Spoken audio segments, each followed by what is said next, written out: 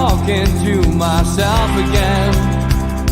But it's the only way you're ever gonna learn. You look back and it's all in the past. I'm dwelling on the thoughts I cannot say to you.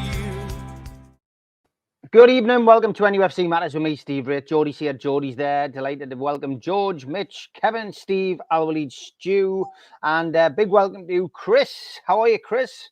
I'm doing good. Thank you for having me. I've worked with some of these guys, Mitch, Stu, Kevin, yourself. So appreciate it. Appreciate the invite. Yeah, good to see you, mate. And as you say, we've been on your channel.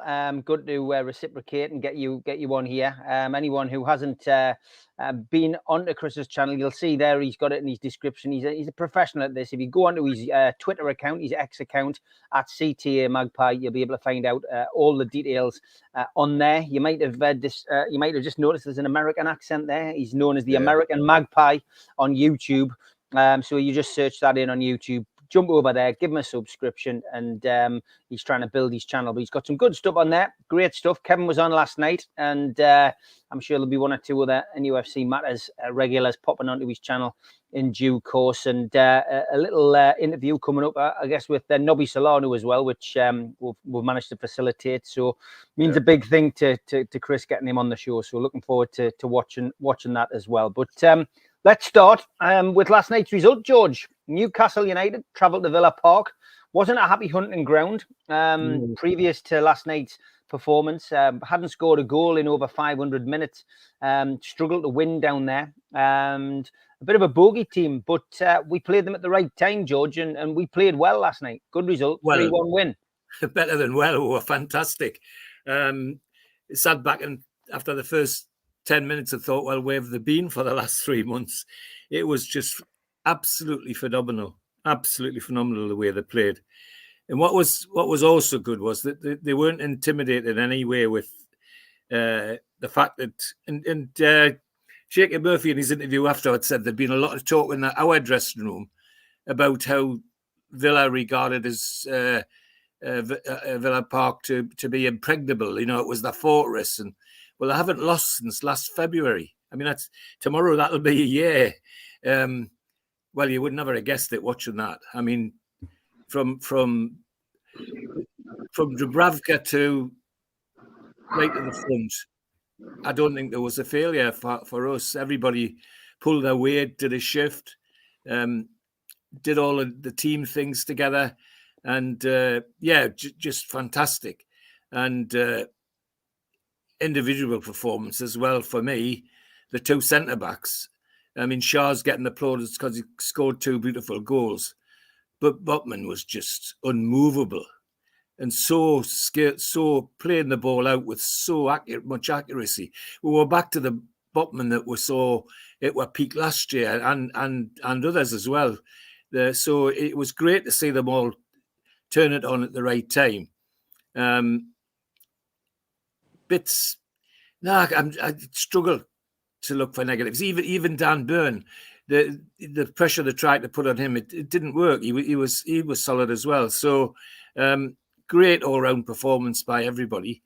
If there's any negatives, it's all on the Villa side, from the stupid guy on the Villa website who said, if Newcastle beat Villa tonight, I'll give you everybody who likes £100. Well, he's got a problem because there's one or two magpies threatening to take him to court to make him pay his £100. So, by Jove, I mean, what a stupid thing to do. But and then at the end, we're talking about, you know, international manager who's got all this so-called experience.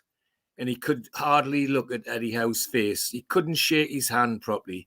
He just turned his back on Eddie Howe. Well, you know, if that's what they call good, well, stick it. I mean, Eddie Howe's had to put up with an awful lot, and he's taken it all and just sat there and very, very gentlemanly and come back when he's had to.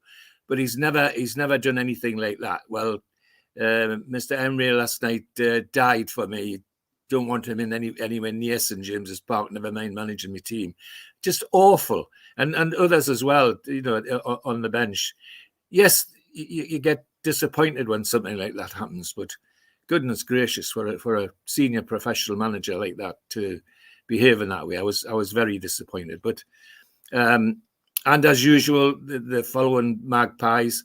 And sorry to bring tickets up again, lads, but no away checks, full end, nearly every seat taken. So let the fans sort the tickets out themselves. If you don't learn from that, you'll never learn.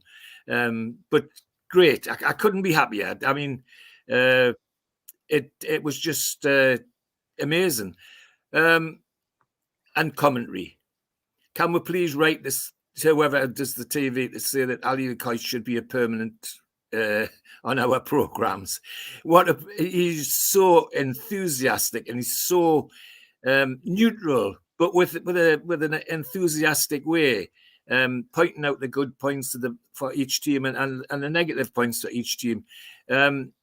He's for me at the moment the best commentator on TV.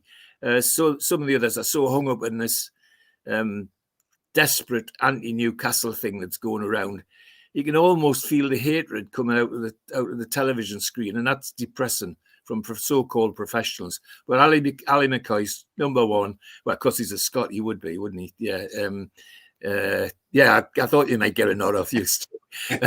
No, but he is. You know, I don't know if the rest of you had Ali McCoy, but he was brilliant, and I would have him every time. So very positive. I said 2-0 when we asked our predictions, or did I say 2-2? I can't remember. Yeah, you went 2-2, same as me. Well, you know, wow. If I thought it was going to be a penman, I might even have a bet myself, but never mind. Brilliant. Could talk all night about it. Well, Rock and Rob in the chat did predict 3-1, so well done to him on the show yesterday. A couple of other people in the chat as well went for 3-1, so well done to them. Now that there's enough people in the chat, I wanted to wait until we got to decent numbers. Over 300 watching tonight. Sad news again, I'm afraid, and I just seem to be doing this, far too often. But Kenny Ranson, many of you will have known him as South Shields Mag in the chat. Kenny and South Shields Mag on Twitter passed away today. It was a long illness, something which he was, he was very open about to me. Didn't want it to be public. Didn't want any of you guys to know. Didn't want anybody in the chat knowing. But he reached out to one or two people and explained, that he had a battle with cancer and that he wasn't going to win it. And he wanted to go out in his own way with a bit of dignity and, just with everyone treating him as Kenny, as we knew him, as we knew and loved him. Kenny's one of those people who I got to know quite well after launching the podcast. After lockdown, he came along to the Dog and Parrot where we were doing the pre-match talk-ins after lockdown and made himself known to us. Because obviously, a lot of people on X don't have a face on their profiles. Kenny was no different. But became a good friend, somebody who would pop in, give us some support. Whenever there was an event on, he would try and pop in and come and meet people. I know he met a lot of people on this platform. But sadly, Kenny lost his battle today. His brother reached out to me this afternoon and let me know. I will, of course, let people know when the funeral is. If anybody would like to come along and pay the respects, contact us offline. I'm not going to put it into the live stream, but if you want to contact me or contact the lads, when we know, we'll obviously let you know. Pretty much the same as Steve Wilkinson. We have been given the date for Steve Wilkinson's funeral now, they would, they'd be happy for people to go along if they wanted to pay their respect. And again, we've got the date for that funeral now. It's still a little bit of time to go before that. But if anybody wants to come along and show their respects, then please do. But our thoughts with his family, with Kenny's family today. I think the big moment for me was when I was doing the Great North Run. Of course, I competed 2 years ago. And as I was coming into South Shields with Vince, keeping Vince going because Vince was struggling in his Darth Vader outfit. I remember coming across the bank of leading into South Shields, and who was standing there waiting for us? It was Kenny, giving us some support. So God bless you, Kenny. You're out of pain now, lad, and thanks very much for everything you did for us. And a member, but a friend as well. And big love to the family from everybody at nufc Matters. You'll be a sad miss, mate. You'll be a sad miss. But Chris, coming to you, mate. Welcome to the platform. Great to have you on. I'm sure, when you can, you'll jump on. And great to have, great to go on your show. Thanks for the invite when I went on my studio the night. I know Mitch has been on, Kev has been on as well, like I said earlier. But great result last night, mate. Great result, and it was just a comprehensive performance, and it gives me hope. 3 points away now from European qualification. The season's not over, not by a long shot. Yeah, I think this could be a turning point for us, to be honest. I mean, nobody or the majority didn't think that we were going to get a good result, let alone win 3-1. Could have been 3-0. And we had more opportunities to score, many more goals, to be honest. And, the great thing is we got Luton coming up. We got Nottingham Forest. We got Bournemouth. I think that's a positive thing for Newcastle at this point. Many thought we were out, of the Premier League race. And obviously, not to win the title, but at least to finish in top positions for European football. I think this could be a turning point. And when it comes to the match itself, I mean, I was just delighted, man. Just watching us play like this, it just makes you think, what if we didn't have as many injuries as we've had all season? What if we would have managed some games better? It's just that big what if this season for me, watching this game. Players were just terrific. Fabian Schär, of course, amazing scoring, but being a defender, he was terrific with Botman. But not a lot of people talked about this guy, but I mean, he's just every match. Bruno Guimaraes is amazing, man. He pulls the strings, he controls the tempo. Those passes to Isak, to Gordon could have been goals as well, and terrific passes, man. A great vision, and just another positive positive and negative, but Isak didn't score. You didn't depend on your best striker. To me, the second best in the league, and unfortunately, the injury. That's one negative. We just can't get away from it. We can't get away from it, man. But overall, it was a great thing for Newcastle last night to win the game. It is amazing. But I think the manager, the boss, he proved many people wrong yesterday. I mean, he pulled the strings as well on the sideline. But the biggest negative, of course, is going to be Isak, and I believe Gordon was tired, not injured. But Isak is on everybody's minds at this point. Looking forward to Luton this weekend. So, yeah, good stuff. Mick Mullane in the chat asking, where do you watch the games, Chris? Well, my God, I got to get a membership for every tournament, so it depends. But Premier League, YouTube TV, and Peacock. So, yeah. There we go. That's the answer to the question. If you've got a question for George, don't forget, on a Wednesday we do Ask George. So if you've got a question about George, nothing about Neil, doesn't like to answer any questions about Neil, doesn't like to give any secrets away, but anything else, ask George. Ask Stu. Yeah. Mitch, great result last night, mate. I'm sure you had a good time. Aye. First of all, something a bit more upbeat. I just want to wish our Joss a happy 21st birthday. Yeah. Aye, happy birthday, kid. At one point, it would have been apologising for infecting him with the black and white virus, but I'm sure he's having a damn good time following Newcastle United here, there, and everywhere at the minute. So he certainly looked like he did down at the weekend. So, happy birthday, mate. That was the best 60 minutes of football I've seen from us probably since PSG at home. That was a complete 60 minutes. Everybody did their job to the best of their ability, and we made a very good team in Villa look exceptionally ordinary. And that's what we have the potential to do when we stretch our legs and play at that capacity. And I think Chris has got a very good point about this season so far being full of what ifs. If only. If this one had been available, or if we'd be being able to get that decision go our way, etc., etc. But it's certainly something we can now go forward and take positives forward into the coming matches. Last season, it was us looking over our shoulder at people chasing them down. This season, it looks like it could well be us doing the chasing. It'll be interesting to see how we respond with the roles reversed. Because if we can keep our foot on the gas like that, we'll give anybody a game, come what may. No matter who's put in front of us in the league, we can go to somewhere like Villa where they've not lost in almost a calendar year at home, and not just beat them, turn them over, turn them inside out, shit in the kitchen cupboard, and finish their milk, you know, and disappear off. You know, we really have done a number on them, really very, very well as well. So, you know, going forward, there's a lot of positives to take from that. On the commentary front, by the way, in the international commentary, we had Martin Taylor and Andy Townsend, former Aston Villa player, who both had a set of claret and blue tissues with which to mop up the effluent every time they got excited when Villa got the ball. When 9 minutes of injury time was announced, it was like something from Dumb and Dumber. You mean there's a chance? Well, stranger things have happened, says Martin Taylor. The only thing that was going to happen is we were going to see the game out because we played with such intensity for 99 minutes.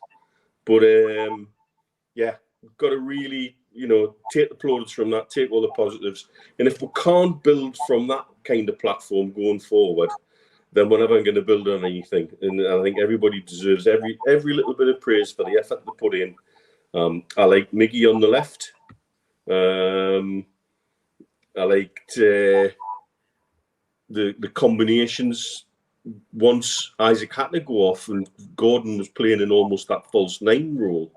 That's what he did in the European Championships in the summer. He did, yeah. And he did it so well. And last night he was excellent at it.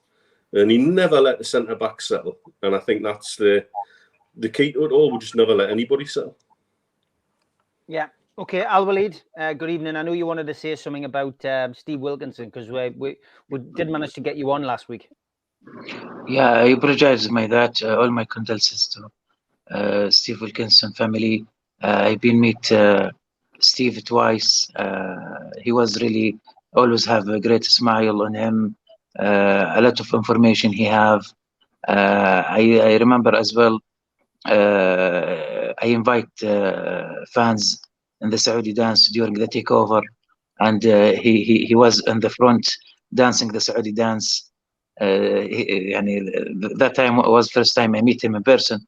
We know a lot of each other in the chat, in the shows we do. Sorry for the loss. He really was a great man. Very good, great tribute. What about yesterday's game, mate? I noticed Newcastle always after getting some break, he become better. So this is a good sign that all what we need is more players or good players in the squad and the bench. Shar did a great game, and I don't think he's scoring this 2 goals in couple of minutes coincidence. I think this is all tactics. Eddie Howe, all here in fans Saudi Arabia talking about that Eddie Howe surprised Emery with attacking, not defense, as everybody expect in Birmingham. Wondering, also most of the fans here wondering about the meeting of the Newcastle board and the chairman in Newcastle. We were waiting maybe announcement or budget for a newcomer, a new player to come, but it was maybe Eddie Howe also. They were discussing maybe some tactics because the way they play the game it was really fantastic, and we were very happy. I would like to Eddie Howe win all. He beat all the teams in Premier League, all the coach, even Guardiola in the Carabao Cup. I wish to beat Liverpool and the club before he resign. Hey, somebody, you don't say a great deal usually, Al-Walid, but when you do say something, you always make us laugh. Good stuff, mate. Stu, good evening. Finally, a penman. Yeah, 28-1. So we've probably played more than 28 games, so I'm still not ahead. But I'm hoping like buses, they'll come the weekend, they'll do it again, and then the week after, and the week after, and the week after. But with that, it's for me, it's more of a charity bet to the local turf accountant. I just do it because it's more fear of loss. Thinking if I don't do it, it'll come in. So it was nice to see it come in. And I was with Mitch last night, as some of you'll know, and the game didn't start till midnight in Dubai. So we were quite well served before the game started. And then as it come into 3-1, I had the cash out, didn't I, Mitch? And I won't cash out. I'll never, ever will. And we're just watching it count up and how close it was getting. And I thought, no, the bookie's taken enough off us, so it's about time I took the full amount back off them. It was great to see, but I wanted to say something about Kenny because I'd only met him a few times, obviously through the channel. But he's like a lot of the people who watch this, you know, they're really passionate about not just Newcastle United, but nufc matters. And it, you know, it's something we don't get to say. It's a privilege meeting people who watch us. And Kenny certainly was, you know, it was his love for the club shone through, his love for the channel shone through. And for me, he was like a very typical Geordie. He's loyal, he's honest, he was friendly, very well mannered, but would speak the truth. And I was aware that he was fighting cancer, and once again, another good one gone too soon. So may he rest in peace and strength for his family at this time. So I just wanted to say that before we cracked on with the football. But yesterday, yeah, the 3-1, it was very welcome, wasn't it? The oozed with confidence, and we didn't know where it come from. But then I've been trying to dissect it today in between 3-4 hours sleep, travelling back to Bahrain to go back to Dubai tomorrow and everything else. And I was thinking, right, but if you think about the turn of the year, we've scored 2 at Liverpool, 3 at the Macrums. We've scored 2 at Fulham, 3 last night, 2 against Man City. So the top end of the pitch is actually performing. It's the back end, the defence. Sorry, Chris, defence that was letting us down. But yesterday it all clicked, didn't it? It just seemed like everything clicked that they've been trying for weeks, nigh on months. Everything fell into place, and the defenders remembered who the people were. The midfield pressed at the right time. We had width. Murphy gave us width on the right. Gordon always gives us width on the left. And what Gordon did, I thought, exceptionally well yesterday. He didn't keep cutting inside. He kept hitting the touchline and then go up to the byline. I think it was better balanced in midfield with Longstaff back in his natural right-sided position and with young Miley on the left. And he made some great surges forward. And the way the movement, that's what stood out. And I know even when we talked to Mitch last night, I said, I can't remember the last time they played as well as this after half time. You know, you're waiting for the bubble to burst, and in the second half, they just carried on where they left off. And then the last half hour, they managed the game very professionally, I thought. Mm-hmm. And, you know, it was one of those where it's a joy to watch, and they were fantastic yesterday. The only concern I've got is we're running out with people up front, we're running out with people in midfield, and hopefully that gets addressed. I'm sure we'll be talking about that later in the show. But it was fantastic, and it was one in the eye for all the pundits as well, who love to put Newcastle down and Big Villa up. Well, we've just annihilated them home and away this season, 8-2. You can see the first game was a one-off, first game of the season. Last night wasn't. We took them to their place, fireworks, display and everything. And I nearly swore there. We showed them how good we can be. And I think that was a challenge that probably was sent out to the players. These people think they're better than you. What you achieved last season, they think they can do better than you this season. Go and prove you're better than them. And to a man, they all rose to it. And it was brilliant watching. Really was. Steve, last night game. Great performance. Absolutely brilliant performance. Couldn't fault anyone on the team. I thought the back four was solid, right across the line.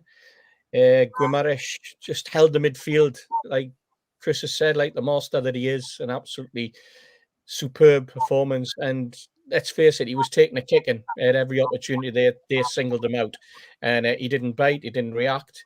I thought Murphy and Gordon on left and right, and then Miggy when he came in to replace Isak, did tremendously well in the way that supported Miley and Longstaff. Especially with Guimaraes sitting deeper. And I thought that Eddie managed the team really, really well with these substitutions. I mean, you know, 9-10 minutes added on, he makes a substitution in the 9th minute of added on time. You know, you like a lot of us, he saw Miley was starting to struggle a little bit, and he took him off just at the right time. And obviously, it was disappointing that Miggy had to come on when he's not 100% to replace Isak. But again, probably had a word with Isak and said, if you're feeling the slightest twinge, you let us know. You don't push it and push it and push it. So that was all positive. I'm looking ahead, guys. I'm looking at the next 10 games, and I'm thinking there's 30 points for the taking there. That's how optimistic I am now. Players coming back. Yeah. And I'm looking also at our goal difference. We've got a goal difference of 11. And then you look down at the 4 teams below us. Brighton with a goal difference of 1, Man United with -5, Chelsea with a goal difference of 4, and Wolves with -1. And you're thinking to yourself, well, Man United and Wolves are playing each other tonight. Chelsea are playing Liverpool. The Man United are on 32 points, Chelsea 31, Wolves 29. And then after that, there's a little bit of a gap. And if we can just get momentum back, which we have, and stick with it, get a good result on Saturday, then this is what it's all about with players coming back. And I think the confidence level's back. And it's no coincidence that because we've had a nice little break, we've had some work done on the fitness side in terms of match fitness, and we've had some little bit of work done tactically, because I thought last night tactically we were absolutely spot on, Steve. Yeah, I would agree. And fair play to Eddie Howe. I mean, you know, the second goal that Villa scored, which was disallowed, rightly so, for offside, whether you like it or not, it was offside. Eddie changed things, and he's been criticised in the past. I led this in for Chris specifically for Kevin. Obviously, he's our tactical coach. So there you go, Kev. Go on, Kev. You're last, but we'll keep the best. We'll keep the best to last. I didn't know you did until I watched it again. What? Yeah, I'm saying we'll keep the best to last, Kev. You see, that's why you're in there again. That, mind. I've forgotten everybody said, man. I'm just sitting listening. No, the phrase is back to normal, essentially. We controlled from the first whistle to the last whistle.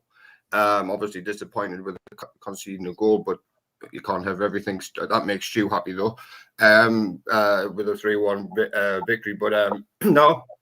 I thought we played with a lot more confidence. There's a lot more composure when we had the ball in our own third and into the middle third. We recycled the ball well. And when we didn't have it, we looked disciplined. Because I've been banging on the drum about our central midfield being too flat. There's no depth. And that was apparent last night because they couldn't penetrate through our midfield. It happened once or twice, but, you know, that happens. That's part of the game. It happens. You can't be perfect across the 90 minutes. But I just thought we controlled it. Chris stole my phrase in controlling tempo with Bruno. They try to get close to him a lot quicker than most teams do, and sometimes allow us to have the ball. But yeah, with all of that said, we exploited Villa's high line. It wasn't just a kick and rush. It wasn't like a Wimbledon from back in the 90s. It wasn't just kicking it long. It was purposeful. It was putting balls into channels for it happened in the first 10 seconds or 30 seconds or whatever when Murphy went down the right side. He was just offside or something like that. So they were looking to play that ball initially over the top. It wasn't just long. It was on the ground. There was different variances of that. And then you had a third man run from Miley doing it on the left side. Then you got Sean Longstaff doing it on the right side. And Bruno just follows everybody in the attack and just sits there, and then we'll just give it to him, and he'll just start dictating the play higher up the field, which is, again, nice to see. But this all comes back from having a break, having 2 weeks off, resetting the mindset and the coaching and everything involved. It's just nice to see. We went to Fulham, won, went to Villa, won, and that's all through preparation and not like me and Mitch and everybody who said recovery is key. Recovery is the thing where we can't just go from one game to the next game because there's no prep. It's just recovery and then putting your boots back on and playing again. That's just how it was and how it is in high level. So, yeah, but with that, I thought it looked very, very threatening, even without Isak. I'm not saying his movement's poor, I'm just saying that it was something different, and we've said that for months on here that we need something different. I think Gordon did that. It allowed space in behind because they didn't know whether to drop off or whether to go with him. You know, so that it gave us other options in the way we played. Yeah, when we went to sort of a back five when we conceded, I thought a bit of a master stroke, and you know, come and break us down because we're very difficult to break down with 4. So we'll just chuck another one in. We'll see the game out. We'll take 3 points to go back home with us. So yeah, very, very optimistic moving forward. It's going to be another tough game on Saturday against Luton when they just hump Brighton 4-0. So they're on a bit of a bounce. You know, so it's going to be an interesting game, or 3 or 4 games coming up. Forest are doing pretty well under Nuno. You know, so it's not going to be easy, but I think it's going to be comfortable if we play with the way we did over the past couple of games. So I'm very, again, optimistic. And just for the viewers out there, we had here in the United States on NBC SN, we had John Champion and Graham Lasso. Wow. Yeah, so it is what it is. And Robbie Musto and Tim Howard in the analyst booth. So that was fun. There you go. Something a bit different. We're getting different players on all different networks. It is interesting. But we are halfway through the show. And as always, it's time for the ads. A big thanks to all our sponsors. Skips and Bins. Telephone 0800 25 45 25 3. Email inquiries at skipsandbins.com. Website skipsandbins.com. Easy contract free and pay-as-you-go waste collection. Thanks again to Mr. Vicky's Sauces, handmade in Cumbria. If you'd like to order some, then give them a call on 01768 210 102. Go to the website, mrvickies.co.uk, or drop them an email, info@mrvickies.co.uk. A big thanks to United Group Travel. They're a family firm based in Morpeth with pickups throughout the Northeast. No strangers on our tours, just people you haven't met yet. They've got a presence on Facebook and a website, unitedgrouptravel.com. If you want to make a booking, give them a call on 01670 632 460 or mobiles 0791 666 4174 0795 71 41654. Thanks to Darren Baldwin Funerals, independent funeral directors. Let us look after you in your time of need. They're based on Old Durham Road in Gateshead, and you can contact them at their website, darrenbaldwinfunerals.co.uk. Email Darren at darrenbaldwinfunerals.co.uk, or give them a call, 0191 478 2730. A big thanks to Media Arts for all the help with the technical side of things. And a big thanks to New Workwear. You can find them at newworkwear.com. If you want to help the channel, hit the thumb up to subscribe, hit the subscribe button, and share to your other social media. You can also pay a one-off fee of £25 to get a scarf, a cup, a pen, and a membership card. Go to the website, nufcmatters.com, and click membership, or put your smartphone over this QR code. We also support the food bank on this channel. If you want to make some donations virtually, go to nufcfansfoodbank.co.uk and make a donation today. We're also a podcast on Spotify, iTunes, and other podcast providers. Just search NUFC Matters. I'm also a part of the Northeast Footy Brekkie Show. You can listen to that Monday to Friday, 7 till 9 at thetooneuk.com. Okay, welcome back to NUFC Matters on Wednesday night. We'll do this.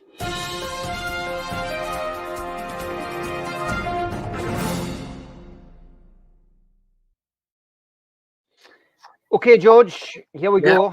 Tom Dixon says, are you happy with the FA Cup draw? Absolutely. Wonderful. I'd like the home draw if we could have got it, but the good thing is that having got the 2 teams we did, in terms of fans, we got the right one, because Blackburn will give with the whole of that stand that they usually do, and that's over 7,000 tickets, so that's great, and it's a happy hunting ground for us. And Neil and I have had some quite interesting times at Blackburn in the past. The last one being quite amazing, really. We decided to go to Blackburn, and I hadn't long been out of hospital, so the boys wouldn't let me drive. So they decided they would book seats on the bus. So we went on the bus to Blackburn, and of course the buses all stopped in Clitheroe because the fans had, you know, ordered pubs and all this. I mean, the Clitheroe was just taken over by magpies. And the first thing that happened, which was fascinating, was sitting in this pub, and I forget which one of the guys. I think it might have been Mike, or anyway, one of the lads who were with happened to say that I'd worn the shirt as a young lad, and so somebody said, "Well, what's his name?" And they never got the Mitchell bit. They only got the Mitchell bit. So somebody was on a table in this pub saying, "Hey, Bobby Mitchell's our here," and the table was full of drink. What do you do? And then when we went to the ground, well, it was amazing, just amazing. Yeah, good memories of Blackburn. So yes, I'm happy about the draw. Would be nice at home though. Okay. Does Steve Hasty ever offer to get the round in? Says Peter. Steve Hasty always gets the round in. He's the best minder I could ever have, and I say that publicly. I know our Neil won't be offended if I say he's number 2 son. There's no doubt about, no question about it. So yeah, Steve Hasty gets the round in every time. There you go. SJP Dave says, "What's your favourite kind of cheesecake, George?" Oh, good question. Oh, come on, lemon cheesecake. Flavour crisps, Blue Rhythm Boy. Why we're going down a food route, I don't know. Prawn crackers. Prawn cocktail. Prawn cocktail, yes, sorry. Tim says, milk or dark chocolate, and dessert or cheese board? Milk chocolate and dessert and cheese board, sorry. I'm going to draw the line at the next one. Michael West says, question for Lord Mitchell, what is the greatest accolade he has received in his professional career? Wow, get it straight. I never actually signed a professional form.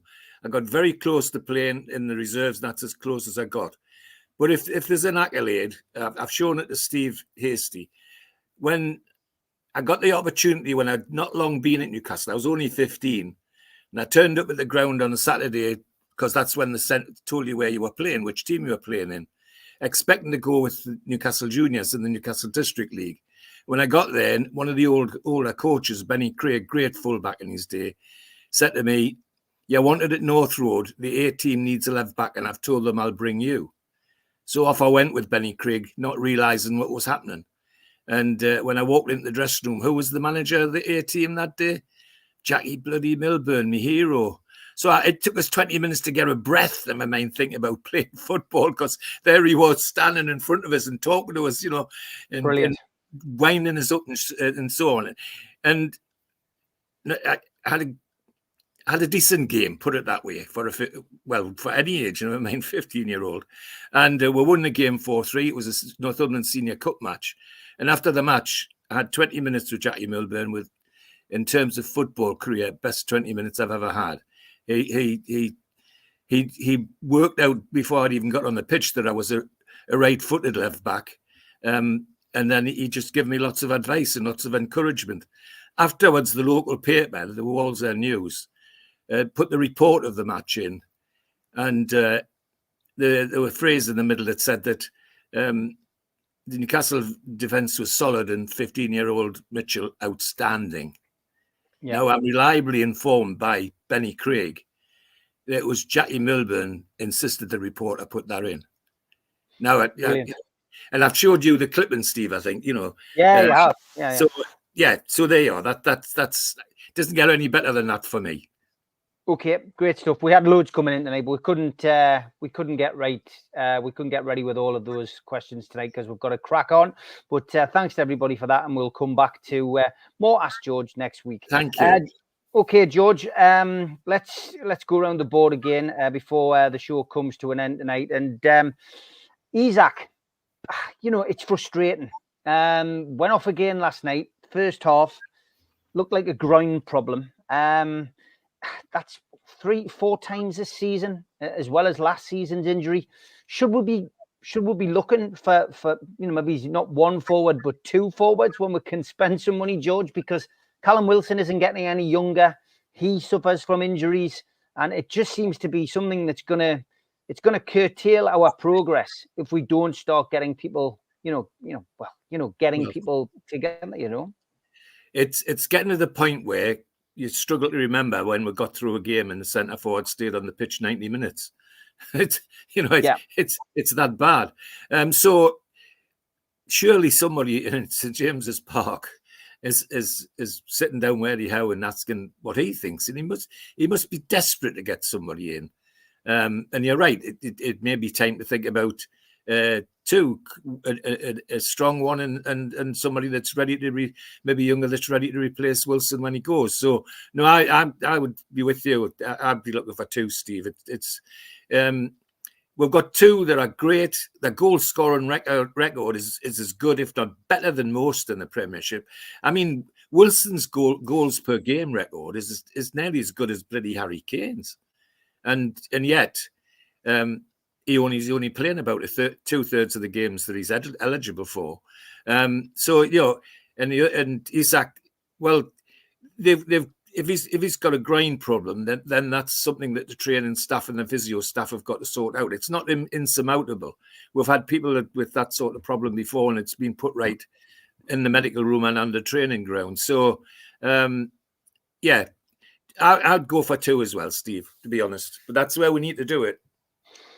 Yeah, Chris, it's worrying, Isak, the injury again. It's a groin injury. I get the feeling he probably needs to have some kind of surgery on it, because it's a recurring injury. Luckily, from Eddie Howe's conversations last night, it sounds as if it's not too serious. But yeah, it's tough because if you do it now, it's over. I mean, he'll have to wait a long time.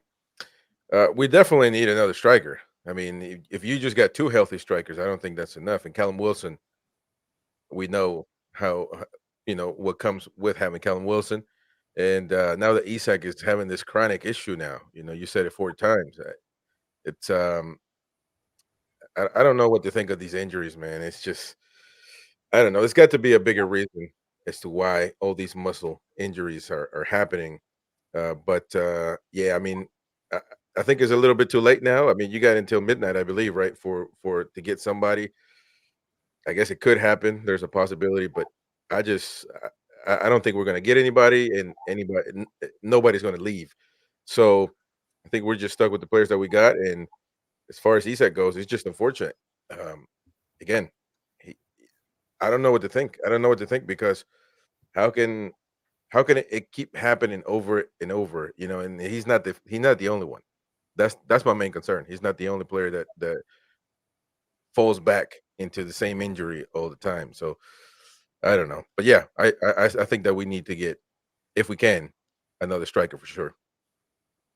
Yeah, definitely. Yeah, I certainly feel we need two. Kev, thoughts on the striker situation? Isak's a concern. I mean, it looks whenever he's injured, he goes out and Wilson comes in. We're going to get hit with a problem where they're both missing at the same time again. Yeah, I think the part of that answer was the question was answered last night with putting Gordon in there. That's the big debate. Do you play him there, or do you just see it out until the end of the season with what we got? And not speaking fully medically here, but on the sports science side of it, you've got a thigh and a groin which are connected in some way by iliopsis and all the rest of it. So it could be something more deeper than what we think it is. It was a thigh injury that kept him out. Now it's a groin. So we don't know, like we mentioned, we could talk all day about injuries and recoveries and how it works and muscle belly and all the rest of it. It depends on the grade of what the nature of the severity of the tear is, if it's even a tear, if it's a pull, or there's a lot of things going on in that part, in the hip, in that part of in the body. So we'll just have to see. Eddie's not going to give anything away. We'll have to wait until Friday, until the press conference, essentially, and see what he has, because it could be inflammation, there could be anything going on. So we'll have to wait and see if they need scans or just a little, slap on the backside and say, "You're all right, mate." We just don't know. But I think we need. I said last night on Chris's show and maybe on others that I think we might need another one. But if we don't, well, I guess we'll just go with what we got. That doesn't really worry me. It's just, we would have thought we could have got something in, but we know with financial issues and things that we can and cannot do moving forward. So again, if we go with Gordon up there, fine, we'll just have to go with him, and I think he'll do that role. But we'll have to change our game in the way we play and how we go about it. So again, yeah, still concerned with Isak in terms of the longevity he can sustain in games, i.e., can he have a run of games of 6, 10 plus, 15 plus without getting a niggle or a knock? But again, is that his makeup? Is that his DNA? Is that his muscle makeup? Is that how he's going to go further down the road? We don't know. It seems that way. But again, there might have to be, again, an internal look and seeing what are they doing within the training or the recovery or the rehabilitation of players to get people back fit, fully fit. But again, the options are very limited at the moment. So you got to do what you can do at this point. So we'll just have to wait and see. Eddie, the club are not going to say anything. We'll just have to see if he's on the team sheet on Saturday. Yeah, I mean, look, lots of people saying there's other options. People in the chat suggesting Gordon, which, yeah, listen, Man City won the league without a striker. It's not the be all and end all. We've got midfielders coming back in. We're going to have an issue though. Gordon, of course, one more booking and he's going to be suspended for 2 games. Bruno, one more booking, he's going to be suspended for 2 games. We've got to hope that the midfield players that we've got coming back in have got an opportunity to hit the ground running and get back in there. But yeah, listen, we just take it week by week, game by game, as you say. I think the pleasing thing for me is that we've found our away form, beating Sunderland 3-0, beating Fulham 2-0, beating Aston Villa 3-1. We've found our legs away from home again, and that's a positive, and that's still without a full squad. I know it's very rare to go through a season with a full squad, but yeah, I'm pleased. But yeah, I do think we do need to potentially look at it. Isak, keep a hold of him. I wouldn't sell him. Some people are suggesting sell him, but I would. We definitely need some support up there for him. Yeah, Mitch. I mean, we've talked about Isak before. It's almost like he's made of fiberglass at times. He's so quick. This is the problem with quick players, though, isn't it? It is, but I also think he's a player who has been told, if you feel anything, get down. Don't try and play through it. Get off. Yeah. And I think if you look at it, I think Kevin's onto something in terms of the management of that thigh injury. And has it changed his gait? Has it changed how he's operating? Has it changed how he's working? Because you've also got to remember that wasn't our medical team. That was the Swedish national medical team that mishandled that. He went away with a minor problem and come back with a big one. And I think that's the bottom line on that. So whether he's introduced something into the way that those muscles work in that area, that's now a weakness. And coupled to that, he's a player who just doesn't seem, whether he's told not to or whether he just decides he doesn't want to try and play through something for the fear of doing that again. Either way, he went down and the decision was made very, very quickly, right, get him off. That's, to me, is that them just being precautionary, knowing that we've only got one fit striker, which is a nonsense, though. We've been talking about that light up front for a season and a half almost. And that hasn't been addressed in the squad management. And I know there's an FFP argument to come, etc. But, we're already saying, well, maybe he's late in midfield. And I certainly will be disappointed if this window passes and Eddie gets no help. Because also, you've touched on it very, very well. Both Bruno and Gordon will do too much bans. I can't see either of them. Is it game week 32 when the 10 yellow cards expire and then you can have as many as you like? There's no way they're both getting through to game week 32 without picking up another yellow. Let's be realistic. They're both going to miss 2 games at some stage. Just that's the nature of the way we play. And also, I think Gordon in particular has had the very thinnest end of the wedge off of certain referees in the Premier League. I think he's become the John Joe Shelby for where what he gets away with seems to be very little compared to some other players. and how much of that is based on a reputation which was garnered during his time at Everton, I just don't know. But either way, we've got to be realistic that that's going to happen. And we're relying on players coming back from injury who we've been told were close for ages. But at the minute, they sound like they're about as close as Christmas is, really. So can we really rely on that? I'd be disappointed if we don't do something in the next 24 hours, but it's looking less and less likely, and that adds to more. The watchword for the season has been frustration, and I think there'll be lots of head scratching going on. Yeah, I would agree. Yeah, Harrison has signed great, potential for now and for the future. Is the way that it's been described. So interesting to see Newcastle making a move for the youngster. Clearly comes highly recommended. So we will watch his progress with interest. Al Walid, yeah, Isaac, bit of a concern. Groin area is a complicated area to treat. Need intensive rehab. I need time of rest, and this is, I think, not an option now. Repeated, especially with this repeated injury for a groin, it need like kind of a protocol. Need to have some kind of precaution treatment. I'm sure. I suppose they do that, and with every player, especially with repeated injuries. I believe Newcastle, when sign a player, we should do add to checklist is ability to prone to injury. Some players, I'm sure you all know some players, very hard they're getting injuries. It's type of their style of play. Also, it's many factors acting in this. Eddie Howe, the way of play with high press, sometimes it's not fit. Some players who have some physicality. If you notice, its irony is that Isaac and Wilson, they are opposite from each other physically. Wilson is much more stronger and muscular, and he always win the battle with the contact. Otherwise, and that's why Wilson have some repeated injuries. Like otherwise, Isaac, he's weak. Kind of, you can see he's not that muscular player, so he got the injury easily.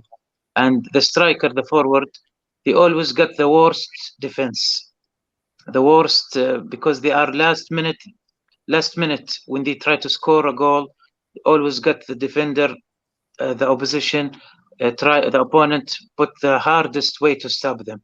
So that's why we need to really focus on the players' ability to be injured when we're signing them, so we can't have this kind of a problem. I remember, like, for example, you can say Samuel Eto'o. He's one of the players. He can't. It's very hard for him because the style of play, he's light. Also, we can say Almiron as well. Some players have the ability to avoid injuries just in the way of the play and his physicality. So I hope this will come to check that before we sign, especially forward. Okay, thoughts, Stu, on Isaac? First of all, I want to go back to what George was saying about Clitheroe. It reminds us of a story. My friend Darren, who Mitch and Steve Hasty know. Steve, you were with him on Boxing Day, weren't you? He came. I was living in the Lakes, and he came down. He says, "Hey, you didn't tell us there was a town near where you live that was named after me." And I says, "What's it called, like?" So the name's Clitheroe, but if you split it up, the last 4 letters are Hero. So I'll let you work it. So that was just when George mentioned it. I thought, right, I'll get back to that. But, what was the question? Just talking about Isaac. Isaac. Well, the thing is, we know how good Isaac is and his potential to be genuinely one of the best in the league. But he's not capable of doing 90 minutes every single week. And my concern is, even if he's only out for 10 days, you put Gordon there, he's 1 game away from 2-game ban. Bruno's 1 game away from 2-game ban. Then people say, oh, well, Bonds is coming back. Well, he's not going to be fully match fit the last 90 minutes. So at the minute, you'll have the 3 that finish the game. If Isak doesn't make it for Saturday, you're going to have Gordon up top with Murphy and Miggy. But that's not a bad 3 if you look how they finish the game. But can they do 90 minutes at that intensity with no option to replace them? And this goes back to the biggest gripe of the month is, to me, it's neglect from the board or lack of support for Eddie Howe. And I just really hope he's been given assurances or he's been read into the plan. So that's my concern regarding Isak. But I stop and think, right, well, where is the solution? And I do have one. So we can all find the problems. The ones who find the solutions are the ones that get on in life. And there's a player at Southampton who plays for Scotland, and I've said him before, Che Adams. He can run like an idiot, and he will play. He could come in as a sub, come in and do 90 minutes the odd game for us, 60 minutes or whatever. He could be great cover, and he's valued at about, at the minute, because of the length of his contract, about 6 million. Now, they've also got a player of ours who's been a star turn for them for the last few months in Ryan Fraser. Why not just do a swap deal? We're never going to put Fraser back in the team. We're never going to sell him for a big amount. And it's quite clear, if with the Euros coming up for Scotland, Che Adams will improve for not playing for us every week, but being amongst better players. So to me, that would be a simple win-win without having to fork out. And I would imagine that Che Adams' salary is less than Ryan Fraser's. So that could be a short-term fix for the rest of the season, and it gives a bit breathing space. So when Isak does come back, he's not relied on to play 90 minutes every single game. They could rest him for 30 minutes a game. Wilson can, then there's rotation, there's choice, and that's what they've been missing. But for me, that's just too simple. You've got a player there who's capable of doing a half-decent job for us. And we've got a player, they've got one of our players who will never play for us again, but he's pulling up trees for them. Swap them over. But that's just my suggestion. You never know. No, good shout, mate. And a lot of people in the chat agreeing with you. Che Adams is a great shout, says David Yes, Knight. Shea was great at Birmingham City, says Jules. Yeah, good stuff. And David Cook says, great to see Chris on the show. I have subscribed to his channel. And Blue Rhythm Boy says, no chance of a deal for Adams tonight, is there, Stu? Or a Saudi loan? Lots of people asking about that as well. Mag Debate says, 2 hours. Che Adams. 2 hours. Saudi loan. Yeah, exactly. I said Che Adams 2 years ago, says Mag Debate. Never considered that. Never considered that, Stu, but that's a no-brainer. And Rob Ulgo, thanks for the donation. He says, great show, very informative. Steve, Isak, finish up with you tonight. Yeah, made of glass at the moment, isn't he? Or so it would appear. Needs managed. I think Mitch is alluding to what I was saying earlier. Soon as he gets a twinge, he's told to go down. That tells me he's been protected somewhat. There's probably an operation there to be had in the summer, but at the moment they're just wrapping them in cotton wool as best they can, because they have to. We do have Wilson coming back, maybe available for Saturday, as came up on the strap line there. But is Stu just touting to get Che Adams so he gets some games under his belt for Scotland? Yeah. For the Euros? Is that what you're up to? Is that what you're playing at? Win. We like wins. Yeah, well, you're right though. Che Adams could be our Leon Best, couldn't he? You know, Best came in, and everybody said that he there was not much there, but the lad got vital goals at vital times. You know, and these are the sort of players that you know you don't expect, but when they get the opportunity, they often do come good. And Che Adams could be one of those players, as you say, comes in as a number 3, and before you know it, he could end up as a number 1, and it could make the lad, you know, for the next 2-3 seasons. Where are we heading as a striking force? I don't think there's anyone coming in, perfectly honest. I think with only 24 hours to go and listening to what Eddie said after the game yesterday and this morning, He's saying that Miggy's definitely staying. That's because obviously the Saudi window is shutting in 2 hours, and the lad's still in Newcastle.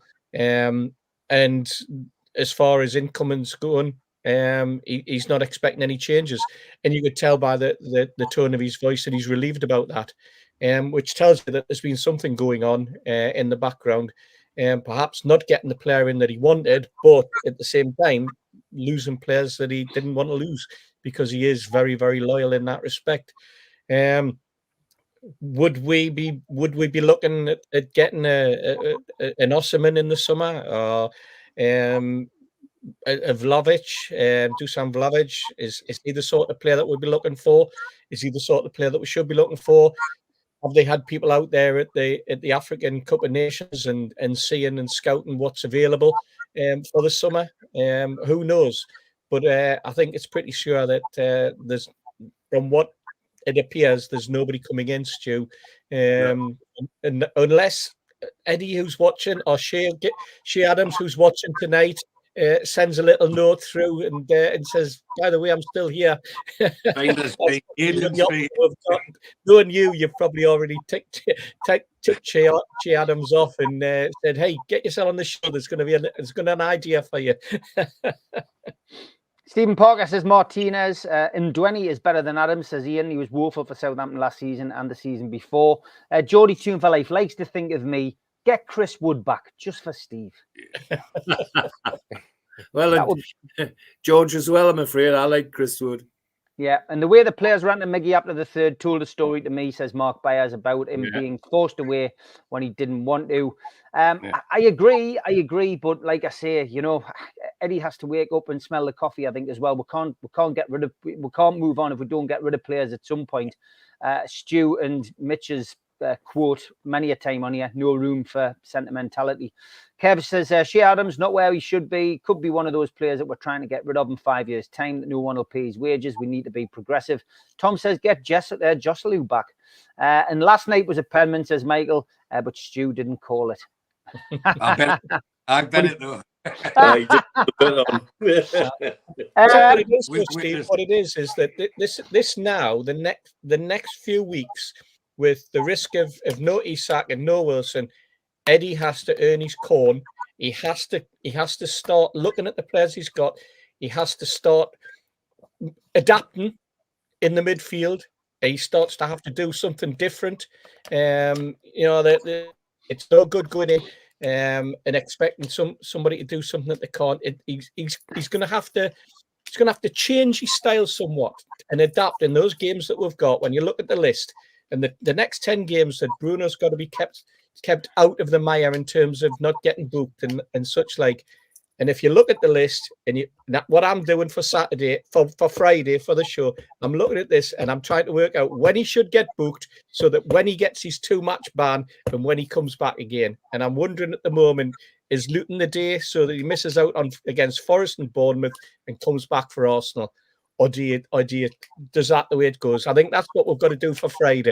We've got to start working out what Eddie's tactics are going to be and what the players' tactics are. He's not going to want to just quickly. Well, Stu first, George. Okay. The Blue Ribbon boy asked how much I won last night, so only Mitch is privy to it because he was checking my phone. Mrs. Penman was there as well, and she says, "How much did you bet?" And I says, 20 pence. And she says, "How much did you win?" I says, "Not very much." So it kept her quiet to keep me happy. So everyone's a winner again. Okay, George. Just to say, it's not a secret now. Miggy's here because he wouldn't go to Saudi Arabia. He's happy here, and the lad needs credit for that, for saying, "I'm happy here. I'm with the Geordies," and good luck to him. He always gets my support. Yeah, thanks for your comments, John O'Hare. He says can't afford Bruno and Gordon to get match ban at the same time. I would agree, mate. Al-Walid, give us a quick plug for your channel. We haven't done it for a while, and seeing as we've got Chris on, I'm going to give him an opportunity. So where can people find your work, Al-Walid? Well, Newcastle the Al-Walid podcast. It's season 5 this season. I have Arabic and English shows, and I have so many from Newcastle and all over the world. And just subscribe, and I would be appreciated. And how was your night with Shea Gibbon? Well, it was a magnificent night. Shay Given was a mint, really. Great lad. Great to know him in person. Give a nice chat with the fans, and we have some question and games. It was really a magnificent night. Good stuff. Okay, Chris, give us a shout out for your channel as well again, mate. The American Magpie on YouTube. I'm the only one, so you'll find it. But thank you, Steve. Thank you for just for the chance to be here. I mean, you guys are great. Been a fan for a long time. And you know, Steve, I know we haven't met before. I will lead and well, Mr. George, you know, I'm delighted to be in front of his eminence, Mr. George. So, you know, he's great. But you know, I appreciate the support and just to be here. Thank you. Great stuff, mate. You've been a great guest. Thanks to everybody in the chat. We had over 521 watching tonight at one time, which was great. Thank you. And that, yeah, we never take it for granted. So thanks very much. Don't forget, tomorrow night, 6 o'clock, we will be doing Supermac and Gibbo as usual. And then on Friday, the Amigos is 5 o'clock until 7. This show, as you would expect, though, is dedicated to the late, great Kenny Ranson. God bless you, son. Yeah. Big fan of the show. You'll be sadly missed. Great fan were lost. Great fan were lost for that man. Take care, lads. Good night. Good night. Cheers, everyone. Ladies, lads.